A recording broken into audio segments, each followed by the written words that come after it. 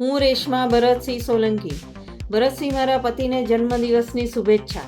સાથે સાથે 72 વર્ષ પૂરા કરી 73મા વર્ષમાં પ્રવેશ થશે મારી વણમાગી સલાહ.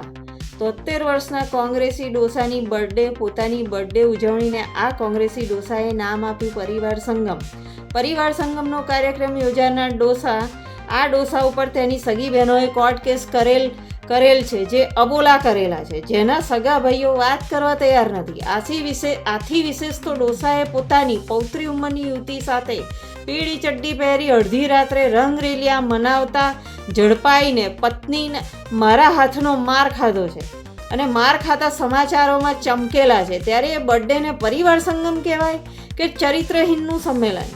જે પોતાના મા બાપ ભાઈ બહેન પત્ની સાથેનો પરિવાર સાચવી શક્યો નથી, તે હવે મારો પક્ષ મારો પરિવાર નામથી બર્થડે ઉજવે છે. ત્યારે તે બર્થડેમાં જનારા લોકો કેવા હોઈ શકે? છેલ્લા 20 વર્ષથી આ ચરિત્રહીન કોંગ્રેસી ડોસાની મહિલાઓ માટે ગંદી અને શોષણ કરતી નીતિને કારણે આજે એક શિક્ષિત અને સંસ્કારી મહિલા કોંગ્રેસમાં જોડાવા તૈયાર નથી. તો જુઓ હવે આ કોણ આ ચરિત્રહીન ડોસાની બર્થડેમાં જઈને એના પરિવારમાં જોડાઈને પોતાનું સાચું ચરિત્ર જાહેર કરે છે.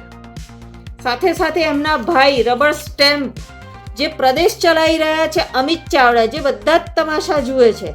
આ પરિવાર સંગમ છે.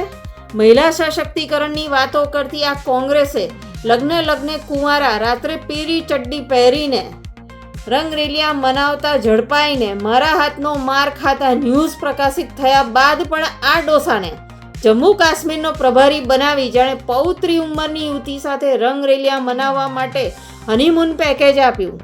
ગુજરાતમાં તમામ દુરુપયોગ અને ઉપભોગ કરીને નવા પાત્રો શોધવા ડોસાને કોંગ્રેસે રાજસ્થાનમાં સ્થાન આપ્યું હોય ત્યારે એક વાત સ્પષ્ટ ઉભરી આવે છે કે આવા ચરિત્રહીન ડોસાને આગળ રાખી કોંગ્રેસ નવસર્જન તરફ નહીં પણ વિસર્જન તરફ વધી રહી છે.